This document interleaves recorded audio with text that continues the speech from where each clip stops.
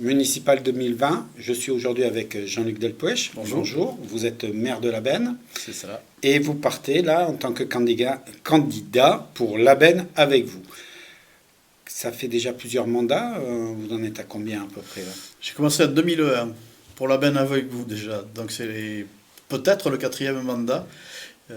Donc on part pour une continuité, toujours la même philosophie. Pour une continuité, mais aussi des nouveautés, parce qu'avec une liste nouvelle et candidats nouveaux, il y aura certainement des nouveautés. Assurer la continuité, parce que jusqu'à présent, ça s'est pas trop mal passé, je pense. Et que également, je fais part de mon expérience à ceux qui m'ont rejoint, qui nous ont rejoints, parce qu'on avait une très belle équipe. Ils sont partis à 22 dans ces derniers mandats, nous sommes arrivés à 22, ce qui n'est pas courant. Ce qui est pas Aucune courant. démission, aucune... Voilà, de temps en temps, on se disait les choses, mais c'est une belle équipe qui vient de finir et une nouvelle qui arrive. Alors, vous vous revendiquez de gauche, liste de gauche. Je suis de gauche, Et je suis socialiste depuis 2006. Et je fais un très beau travail au sein du département d'ailleurs, je suis vice-président du département. Nous sommes 20 élus de gauche, 17 socialistes, et il n'y a aucune raison que je ne me déclare pas ainsi. Par contre, nous sommes de gauche et d'ouverture depuis 2001. On a inventé l'ouverture à gauche sans trahir nos valeurs, et ça va jusqu'au centre droit, on va dire, jusqu'au centre, voilà. Et ça permet de travailler toute la gauche ensemble avec des gens qui nous ont rejoints sur des idées, sur une vision pour le village. alors, sur des idées, une vision sur le village, quand vous choisissez vos colistiers, est-ce qu'il y a d'autres raisons qui peuvent aussi influer votre décision? Leur sensibilité de gauche, d'abord j'explique qui je suis, qui nous sommes, et en fonction de ce qui est dit, les gens se reconnaissent ou pas, ou affirment leurs différences. Les compétences, je suis allé chercher, il faut le dire, des gens qui ont des compétences. Alors, il y avait beaucoup de gens qui souhaitaient se présenter, enfin beaucoup, il y en avait suffisamment. Et ensuite, à partir de là, l'idée d'équipe aussi, parce qu'un maire tout seul, ça ne fait rien. Un maire, il n'existe pas tout seul. Il faut qu'il soit bien entouré. J'étais bien entouré et je sais que je serai à nouveau bien entouré. Donc, vous le disiez, vous étiez fier justement d'être 22 au départ et 22 à l'arrivée. Là, il y a des changements dans cette équipe ou c'est les 22 mêmes qui repartent? Non, alors nous étions 27 élus, il y avait 5 membres d'opposition. Nous sommes passés à 29 plus 2 candidats supplémentaires. C'est une subtilité de la loi, puisqu'il y a 2 supplémentaires. Là, nous sommes 16 à repartir, et donc les nouveaux qui arrivent. Non, c'est à peu près partagé, et très équilibré en tout cas. Alors, il a fallu faire un programme. Est-ce que quand on est le maire sortant, faire un programme, c'est compliqué ou on a quand même une base de travail intéressante? On a une base, mais ce n'est pas suffisant. C'est pour ça que ce qui m'intéresse, c'est les nouveaux arrivants qui ont d'autres idées, qui ont des idées, qui vivent dans la commune depuis quelques années ou d'autres récemment. On a une population, vous le savez, qui a beaucoup évolué. Et donc c'est intéressant d'écouter les autres pour faire avancer, confronter nos idées à des nouveaux arrivants, à des nouveaux regards. Donc on a une base, bien évidemment. Il y a des choses qui seront dans la continuité, parce que ce sont soit des coups partis, soit des choses auxquelles nous tenons. Mais j'ai déjà 2 ou 3 choses qui m'ont surprise dans les propositions. Alors, notre programme, il va être finalisé ce soir. Il est déjà prêt, mais on a réunion demain. Non, ce soir, pardon. On a réunion ce soir pour finaliser et justement mettre en adéquation les idées des nouveaux arrivants et ce que nous pensions et ce que nous avons fait précédemment. Oui, parce qu'il faut bien qu'on comprenne que la Benne, c'est un carrefour aussi, parce que vous n'êtes pas loin du Pays Basque, vous n'êtes pas loin de la plage, et ça évolue énormément. Ouais, notre situation géographique est évidemment très avantageuse. C'est pour ça qu'on a eu autant de succès et on a accueilli autant d'habitants. Nous sommes au confluent de la route des lacs et de l'ex-national 10, RD 810. Nous avons une gare. Nous avons une sortie autoroutière, 2 sorties autoroutières au nord et au sud sans en avoir les gros inconvénients. Et on est effectivement un carrefour. Alors c'est à la fois valorisant, on est Charnègue, on nous dit, entre la porte du Pays Basque, de l'agglo de Bayonne, et les Landes Côte-Sud. Mais nous sommes aussi à la limite de la communauté de communes. Alors, de temps en temps, je m'en agace auprès de la communauté. N'oubliez pas que nous sommes aussi des gens qui pouvons faire un lien avec l'autre communauté de communes. C'est intéressant de confronter un petit peu nos idées. Et là, on va pouvoir parler d'urbanisme, alors, parce que vous avez quand même une obligation de bien surveiller ça, parce que je présume que la pression promoteur doit être forte. Elle est très très forte. Alors là, je disais, on était bien entouré. J'ai la chance d'avoir une adjointe qui était prof d'architecture au lycée Canto, qui a pris sa retraite, qui connaît très très bien l'urbanisme. On a un service urbanisme avec un ingénieur de grande compétence et une collaboratrice. Donc on est pourvu pour résister à la pression.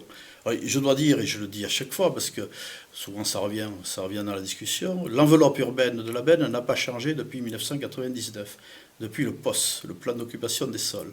Et c'est à l'intérieur de cette enveloppe urbaine, par le renouvellement urbain, les dents creuses, qu'on a suffisamment de potentiel pour arriver ou tendre vers ce qui était prévu dans le schéma de cohérence territoriale de Marinado-Côte-Sud, aux alentours de 8500 habitants à l'horizon 2030.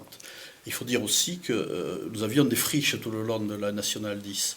Et on a réussi à reconquérir toutes ces friches. Il en reste une. J'ai bon espoir que dans les 2 ans à venir, elles disparaissent aussi. Surtout que celle-là, elle doit être visible. Celle-là, elle est visible. Mais je ne vous en dirai pas plus. Le propriétaire m'a dit, Jean-Luc, je connais un petit peu, dans 2 ans, il y aura un entrepôt ou quelque chose, ça va disparaître. Ça va bouger. Mais on a eu beaucoup de friches. Je ne sais pas si vous vous souvenez. Oui, voilà. On a fait des... Ça a été un long travail. C'est même surprenant ce que vous êtes en train de nous dire, parce que c'est vrai que quand on traverse la benne aujourd'hui, on voit que ça construit, on voit qu'il y a du dynamisme. Alors je vais rebondir, ça fait du dynamisme économique, beaucoup de nouvelles boutiques, on revient sur les nouveaux habitants. Toute cette économie-là, pour la benne, c'est une vraie richesse. C'est une richesse énorme. Le mot entreprise ne me fait pas peur. Autant je défends les services publics, le mot entreprise ne me fait pas peur. C'est-à-dire qu'on a aidé aussi des commerces à s'installer, on a aidé des artisans à s'installer. On vient de vendre 12 lots de la zone Artigonave, par exemple, très rapidement.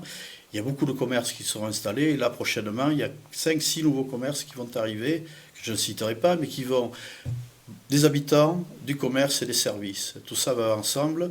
Et notre rôle à nous d'élus, je pense, c'est d'être facilitateur pour que les gens aient ces services. Alors, ça va vous demander quand même une grande réflexion. Je ne sais pas où vous en êtes, vous avez déjà travaillé dessus, vous avez fait évoluer les friches, mais ça veut dire aussi qu'il va falloir, je ne sais pas, un lycée, il va falloir des navettes, de l'épicerie. Là, il y a un bouillonnement d'idées, d'après ce que j'ai pu voir. Nous sommes à nouveau candidats pour le futur lycée Sudland numéro 2. Depuis 2 mandats, nous sommes candidats. Nous avons les terrains, nous sommes prêts. Il y a une gare, il y a des axes routiers, il y a deux entrées autoroutières. Nous sommes prêts pour le futur lycée. Monsieur Rousset, entendez-nous, lorsque la décision sera prise. Indépendamment de ça, nous avons le collège qui est le plus gros collège des Landes en nombre d'élèves. Il y a Ondre, Labenne et Bénesse. Heureusement, je dirais que le collège d'Angresse va ouvrir. Ça va enlever les élèves, les enfants de Bénesse-Marraine. Ça va donner une respiration. Nous avons plus de 700 élèves à l'école maternelle et élémentaire. Et donc, effectivement, c'est comment gérer tout cela. Mais nous sommes candidats à ces services publics de proximité pour que les gens aient sur place le maximum de services, d'opportunités. Et vous savez que le collège a été vraiment très, très porteur. Les gens, lorsqu'ils s'installent, ils regardent certaines choses, et notamment lorsqu'ils ont des enfants, s'il y a des écoles, s'il y a des collèges et s'il y a des services autour. Donc dans les services, je vois que vous voulez mettre aussi une maison des associations, ça c'est important.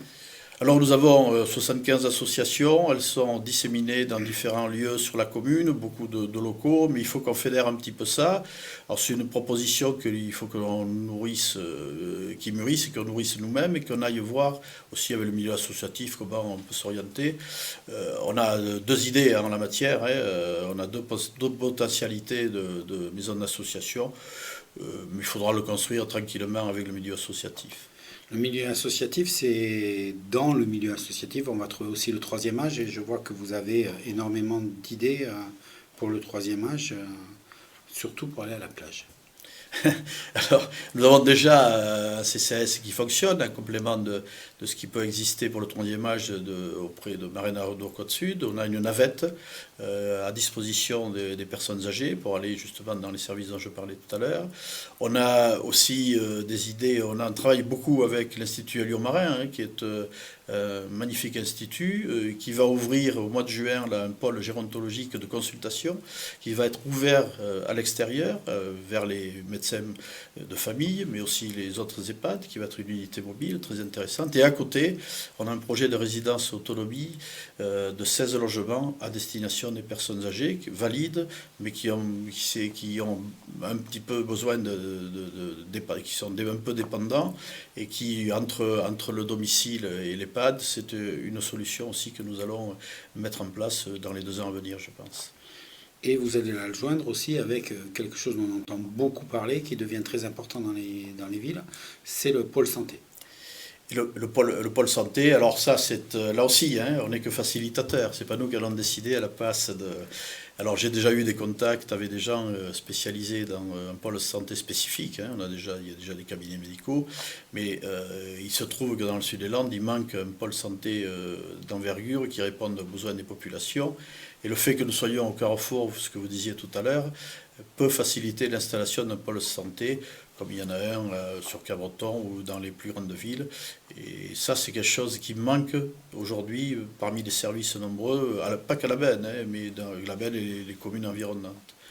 Et là, je pense qu'on va essayer de trouver la solution, de proposer une solution. Dans tous ces travaux, là, toutes ces évolutions, il y a une autre partie qui me paraît intéressante aussi, parce qu'on parle de patrimoine aujourd'hui, de bâtiments, mais vous voulez enfouir les réseaux aussi, un peu tout, l'électricité, la vie, la vue. Oui, alors on a fait beaucoup d'efforts, hein. Si vous traversez la Benne aujourd'hui, vous verrez plus un réseau aérien. Si vous avez l'avenue de la plage, plus un réseau. Ce qui coûte très cher, ce n'est pas toujours le cas dans toutes les collectivités. Et là, on a un programme d'enfouissement des réseaux sur tout un secteur de quartier. On vient de finir l'avenue qui va au Marais d'Orx, la route qui va au Marais d'Orx.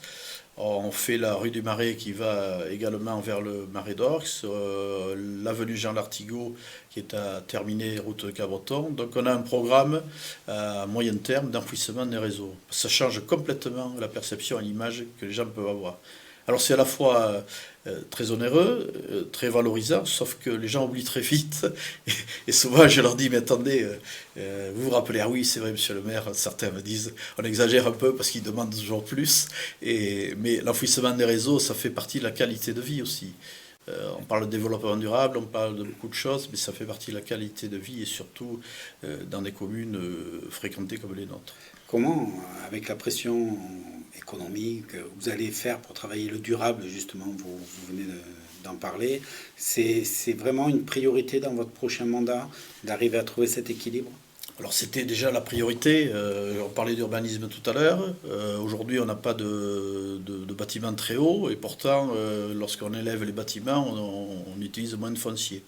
L'idée, c'est de travailler à l'intérieur de l'enveloppe urbaine, sur les friches qui restent encore, quelques friches qui restent, de surtout veiller à ce que le couvert végétal intramuros urbain subsiste, faire attention, alors la communauté de communes dans le PLUI futur et dans l'application de règlement d'urbanisme nous y aide. Ensuite, on a la problématique de l'érosion dunaire. Hein. Donc là aussi, on a un travail important à faire avec le GIP littoral. On a déjà entamé. J'ai rendez-vous la semaine prochaine pour travailler sur une colonie qui est en bord de dune, la colonie Casanova, qui est en grande difficulté, qui ne sait pas y répondre. Donc on a une attention particulière sur ce problème d'érosion. Et on a évidemment aussi un souci de mobilité. Dans le cadre de la mobilité, on parle de développement durable, on a les navettes, on va améliorer nos systèmes de navettes. J'étais un précurseur il y a très longtemps des vélos électriques, puisqu'il y a 15 ans, j'avais acheté des vélos électriques pour mes services d'abord. Ça avait fait rire mes colistiers à l'époque, mes collègues, ils n'étaient pas tous d'accord. Il en reste 4 ou 5, on a renouvelé, voilà. Donc il faut qu'on travaille là-dessus, mais je pense qu'il faut qu'on y travaille collectivement, à une échelle qui n'est pas seulement communale, une échelle intercommunale, départementale, ça existe déjà, et donc il faut qu'on ait une réflexion commune pour travailler sur tous ces aspects, sur la biodiversité. Il faut savoir que le département a une action très très forte en matière de biodiversité, Nature 40, qui aide aussi financièrement les acquisitions, qui aide les gestionnaires. Donc c'est comment dirais-je, ce panel d'outils qu'il faut qu'on mette en forme et qu'on arrive à fédérer et sur notre commune au moins. On va parler en tant qu'homme de gauche de sujets qui va vous faire réagir, affaires sociales. Vous voulez aussi intégrer le sport santé, toutes ces actions, vous pouvez nous en parler? Alors, sport santé et sport adapté, très honnêtement, on n'y a pas suffisamment travaillé.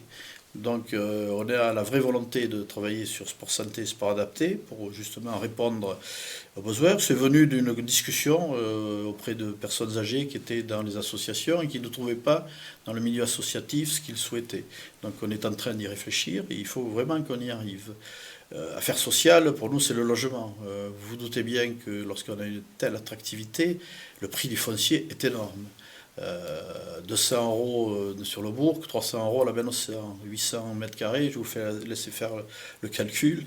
Voilà. Et donc, grâce à nos lotissements communaux, parce qu'on a vendu plus de 150 lots de lotissements communaux, on a réussi à réguler un tout petit peu le marché. On a du foncier encore, mais pas suffisamment pour intervenir. On est très attentif à ça. On a un projet aussi de résidence partagée avec l'ex-Caisse des dépôts et consignation, puisqu'il y a des réservations sur l'habitat à moindre coût par rapport à l'habitat privé. Donc on travaille aussi là-dessus. Le lotissement communal à l'accession et le logement locatif, bien entendu. Chaque fois que nous faisons une opération, on est aujourd'hui entre 35 ou 40% de logement locatif obligatoire chaque fois qu'une opération privée sort. Donc ça se passe plutôt bien. Mais là aussi, on a collectivement un retard. Il faut qu'on puisse loger tout le monde sur ces communes qui plaisent. Je vais parler épicerie sociale. Qu'est-ce que c'est? Quel est le rôle d'une épicerie sociale? Alors l'épicerie sociale, elle a déjà presque 10 ans. L'épicerie sociale, on l'a montée lorsqu'on s'est aperçu qu'on avait une population qui était en grande difficulté, qui allait à la banque alimentaire, Resto du Cœur. Donc on a voulu monter une épicerie sociale responsable. On a malheureusement, je dirais, plus de 80-85 familles qui fréquentent cette épicerie sociale où on achète les produits à très bas coût et on intéresse les familles par cette mise à disposition de denrées. Mais l'idée aujourd'hui, on a déjà commencé, c'est d'aller plus loin et travailler sur des ateliers. Il y a déjà un petit atelier lecture, des ateliers de formation, etc. On voudrait aller un petit peu plus loin dans cette idée que chacun peut, grâce à des difficultés dans la vie, des accidents de parcours aussi, et qu'on peut nous aider à notre petit niveau à ce que ces personnes puissent à la fois se réinsérer, mais aussi subvenir à leurs besoins lorsqu'ils sont en grande difficulté. On a une petite expérience, et là ce sont des bénévoles qui tiennent l'épicerie sociale, avec évidemment sous l'égide de l'élu, mais également avec deux salariés de la commune qui travaillent avec eux. On va parler aussi de la Baine-Océan, parce que l'air de rien, la Baine, on voit tout. C'est une des rares communes, je dirais, où on voit surtout le bourg, et on parle peu de l'océan, alors que paradoxalement, dans les autres, ça serait plutôt l'inverse. C'est une gestion, c'est un problème. Comment vous vivez cette donnée? Alors, moi je vis bien à la Baine-Océan. Alors la Baine-Océan était très longtemps un quartier résidentiel. Ce n'est plus le cas aujourd'hui. Il y avait 60% de résidences secondaires, aujourd'hui ça s'est inversé. Il y a 60% de résidences, c'est un petit village de 1500 habitants, ce qui n'est pas rien. Et là aussi, ça manque de services, ça manque de commerce. Il y a quelques commerces. Alors l'été, évidemment, tout le monde ouvre, on ferme le 31 août ou début septembre. Le maire râle, mais il peut que râler. Donc à nous de trouver, d'inventer quelque chose qui amènerait de l'activité pour répondre à cette population qui est résidentielle aujourd'hui, résidentielle permanent essentiellement. Évidemment, il y a une particularité à Baine-Océan, c'est qu'il y a 7 campings plus un comité d'entreprise, c'est-à-dire il y a presque 3000 emplacements officiels au même endroit. Et que l'été, il arrive 15 000 personnes au même endroit. Et ça, c'est la particularité, et tout est ouvert. Mais l'hiver, il faut qu'on travaille davantage. Alors on a une petite idée, mais je ne vous en parlerai pas. Puisque l'initiative privée n'est pas là, on pense que l'initiative publique peut résoudre le problème et apporter des solutions. On se verra à ce moment-là, alors Voilà. on essaiera de prendre rendez-vous. On va parler des rendez-vous de quartier que vous voulez instaurer ou qui sont déjà instaurés. Alors non. Voilà, nouveau candidat, nouvelle idée. Pourquoi on ne ferait pas des rendez-vous de quartier? J'ai dit, qu'est-ce que c'est ce truc? Et on discute, et puis voilà. Et je trouve l'idée assez géniale. Alors, c'est pas, On faisait des réunions de quartier, des réunions à thème, pas de quartier, mais des réunions à thème. 2 par an, on essayait. Et l'idée, c'est d'aller voir les gens dans leur quartier. Alors ça peut être un petit déjeuner, ça peut être un pot, ça peut être dans une salle mise à disposition, etc. L'idée, c'est que elle est plus vaste, c'est que la démocratie représentative a ses limites. Je ne suis pas un grand fervent de la démocratie participative, parce que souvent ce sont des grands débats qui débouchent sur rien. On a eu un exemple national récemment. C'est plutôt associer les gens à notre projet. Donc pour associer les gens, il faut aller les chercher, parce que malheureusement, ils sont de moins en moins, ils se sentent de moins en moins concernés, même au niveau local, hein, on le voit dans les abstentions. Et donc il va falloir aller les chercher. Je trouve l'idée assez séduisante. Elle est risquée parce que, comme disait quelqu'un, le maire est à portée de claques, de gifles. Mais l'idée est intéressante parce que je pense qu'ils sont plus à même, que lorsqu'ils sont chez eux, dans leur quartier, de parler, d'échanger, de proposer. Voilà, donc c'est une idée à construire là aussi, mais que l'on fera. Communauté de communes, vous êtes au cœur du débat puisque vous êtes vice-président. Non. Non, je ne suis plus Vous vice-président. êtes... Non, non. un très bon retard. J'ai été vice-président à le moment des SCOT, de l'urbanisme. Non, non, je ne D'accord. suis pas vice-président. Mais Je l'ai eu. en plein dedans, Je puisque suis vous en l'avez plein été. Pour vous, le rapport Labenne-Max, vous avez dit tout à l'heure que vous ralliez de temps en temps et que vous vous rappeliez à leurs bons souvenirs, c'est quand même important et indispensable, la communauté de communes? Ils savent que je suis un râleur, oui, et je vais continuer à râler. Non, non, Max est un outil formidable. Un outil formidable qui a des moyens, qui a une potentialité, voilà. Alors, je pense qu'il faut qu'on discute collectivement sur la gouvernance de Max, parce qu'on arrive à un moment charnière, hein, où entre les communes qui disent ben, on n'a plus de pouvoir, etc., ce qui est faux, hein, parce qu'il y a eu un vrai respect des communes au sein de Max. Mais moi, je veux participer à la gouvernance de Max de façon plus forte et plus importante. On aura 5 délégués, ce qui n'est pas rien, à Marlène-Dourcotte-Sud, et je pense qu'il faut qu'on ait une grande discussion collectivement après les élections, hein, et qu'on ait vraiment un projet, une vision à court et moyen terme sur la gouvernance de Max et sur l'exercice des compétences. Quand je disais je râlais, moi je pense que Max, lorsqu'il détient une compétence, il faut à la fois qu'elle crée, qu'elle l'anime et qu'elle en ait les résultats. Aujourd'hui, parfois, il peut y avoir en cours de route des choses qui ne se font pas. Donc je le dirai très tranquillement lorsque nous serons tous ensemble élus et lorsqu'il sera temps de s'occuper de Max. Alors, ça fait déjà 22 minutes qu'on discute Déjà ensemble, qu'on fait le tour du panel de Labenne. Donc, je vais vous poser la même question. Je pose systématiquement à tous mes candidats. Le 15, il faut aller voter. Pourquoi pour vous? Alors, je ne peux pas dire pour une autre liste, puisqu'à l'heure d'aujourd'hui, au moment où on se parle, on ne sait pas. Mais a priori, pourquoi il faut aller voter pour Il y aura sûrement une autre liste à la benne, ça paraît bien normal. Pourquoi venir voter pour moi? Pas pour moi, pour une équipe déjà, vraiment. Pour une équipe. Je disais tout à l'heure, un maire tout seul, c'est rien, il ne sert à rien. Une équipe, une vraie équipe, on l'a prouvé. Nous étions 22, nous sommes arrivés 22. Nous serons, je ne sais pas combien, mais nous allons arriver tous ensemble, une équipe. Pour moi, parce que j'aime les gens, quand on fait cette fonction, quand on exerce cette fonction, il faut aimer les gens. Si on n'aime pas les gens, on est très malheureux, je crois. Et les Labennais le savent bien, on est là pour rendre service, pour aussi faire en sorte que notre cadre de vie soit ce qu'il est aujourd'hui, qu'on le préserve ensemble. Je parlais tout à l'heure de collaboration, de coopération. Et mon idée à moi, elle est simple, hein, c'est qu'on peut travailler collaborativement avec la population pour améliorer notre cadre de vie, le maintenir et l'améliorer. Et puis aussi parce qu'on a une vraie foi dans ce que l'on fait et une vraie passion. Et pour moi, c'est une vraie passion et je pense que les gens le savent. Merci beaucoup, monsieur Jean-Luc Merci Delpech. à vous. Donc, c'était Jean-Luc Delpech pour Labenne avec vous. À vous de choisir maintenant.